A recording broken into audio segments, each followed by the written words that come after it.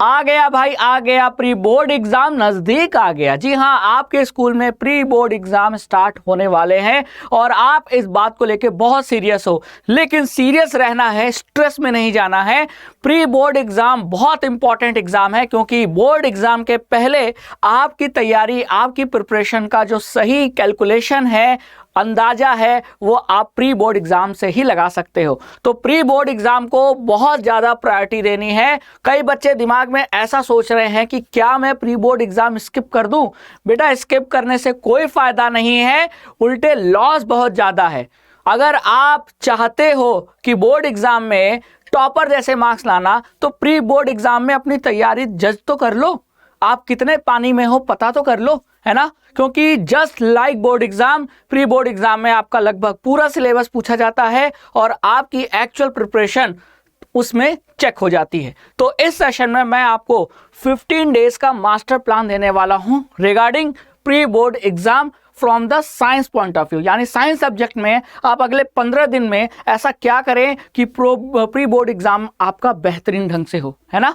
तो चलिए उस मास्टर प्लान को फॉलो करना। प्लान बहुत सिंपल है, कोई बहुत ज़्यादा यूनिक, लेकिन बहुत ज़्यादा कोई ऐसा आपको अद्भुत नहीं देखने को मिलेगा।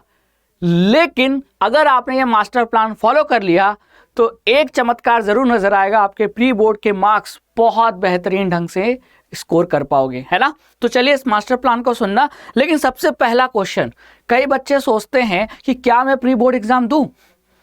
देना जरूरी है, नहीं दोगे आपका लॉस है। ये कहा जाता है, ऐसा कहा जाता है कि the more you sweat in peace the less you bleed in war. यानी जितना शांति के समय में पसीना बहाओगे, उतना वॉर के समय में, युद्ध के समय में खून कम बहाना पड़ेगा। तो वॉर आपका सीबीएसई बोर्ड एग्जाम है और शांति का समय है प्री बोर्ड एग्जाम। तो यहां पसीना बहा लो ताकि बोर्ड एग्जाम आसानी से निकल जाए, है ना। तो चलिए मास्टर प्लान को ध्यान से देखना और इसको फॉलो भी करना। सिर्फ सुनना नहीं है, फॉलो भी करना है। और प्री बोर्ड एग्जाम में आपको क्या क्या पॉइंट्स ध्यान में रखने हैं और वो उन पॉइंट्स को आपको 15 डे फॉलो भी करना है। तो वो मैं आपको 1 बाय 1 बताता हूं। सबसे पहले, प्री बोर्ड एग्जाम इंपॉर्टेंट क्यों है ना, मतलब किस नजरिए से इंपॉर्टेंट है? तो नजरिया है आपका रिवीजन, है ना। प्री बोर्ड एग्जाम देने से लगभग आपके कंप्लीट सिलेबस का रिवीजन हो जाता है, क्योंकि लगभग हर चैप्टर जो आपके बोर्ड एग्जाम में है वो आपके प्री बोर्ड एग्जाम में पूछे जाएंगे।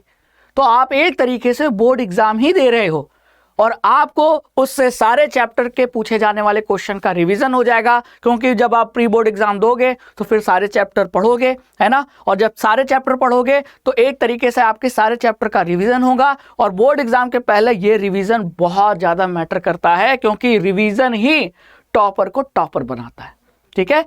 तो बोर्ड एग्जाम के पॉइंट ऑफ व्यू से अगर देखा जाए तो प्री बोर्ड बहुत इंपॉर्टेंट है कि जितना आप स्कोर करोगे प्री बोर्ड एग्जाम में, उससे आमतौर पे ज़्यादा ही स्कोर करता है बोर्ड एग्जाम में स्टूडेंट। तो इसीलिए आप कितना स्कोर करने वाले हो ये भी आपको पता चल जाएगा, है ना, क्योंकि आपकी प्रिपरेशन प्री बोर्ड एग्जाम से चेक हो जाएगी।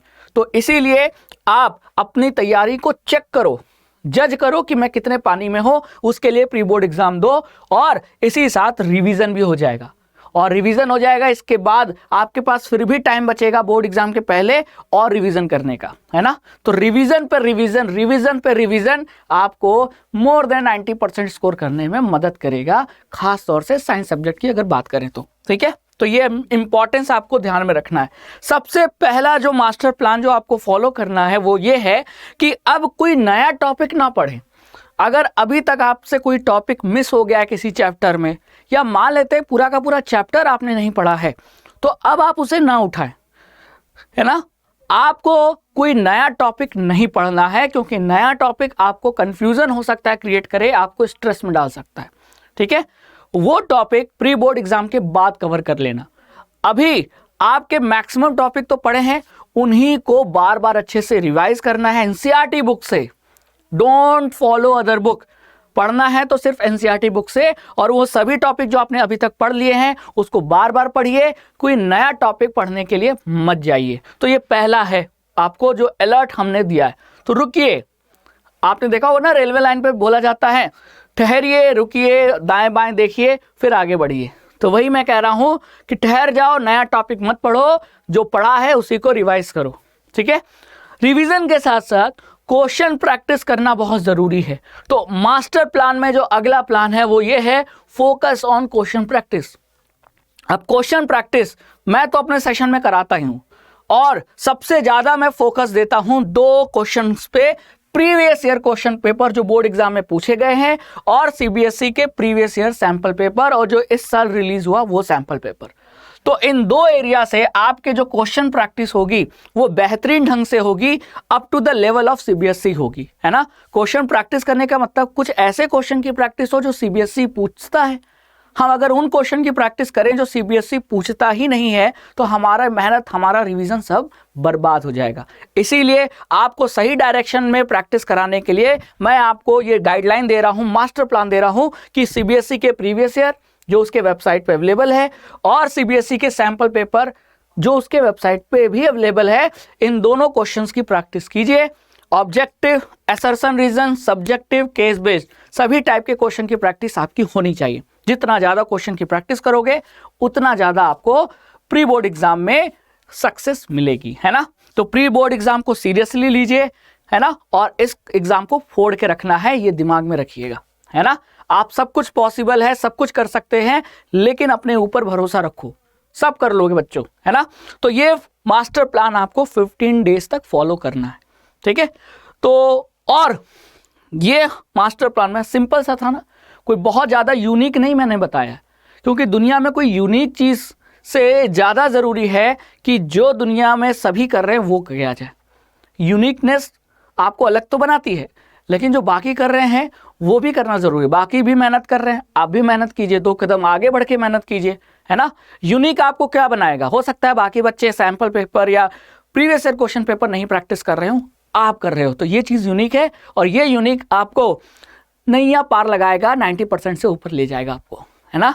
तो 90% लाने के लिए तैयार हो गए, प्री बोर्ड एग्जाम को सीरियसली ले लो, और स्ट्रेस में नहीं आना है, अपना बेस्ट देना है, और जो भी आपने मेहनत करके स्कोर किया उसमें संतुष्टि लेनी है ना। तो आप स्ट्रेस में मत आना कि हमने अभी इतना पढ़ा है, 2-3 टॉपिक मेरा छूट गया, कोई बात नहीं, कोई बात नहीं। प्री बोर्ड एग्जाम तो आपका कोई फाइनल बोर्ड एग्जाम तो है नहीं, है ना। तो अगर 2-3 टॉपिक मिस हो गए हैं तो मैंने क्या बोला है, नया टॉपिक स्टार्ट मत करो भी, ठीक है।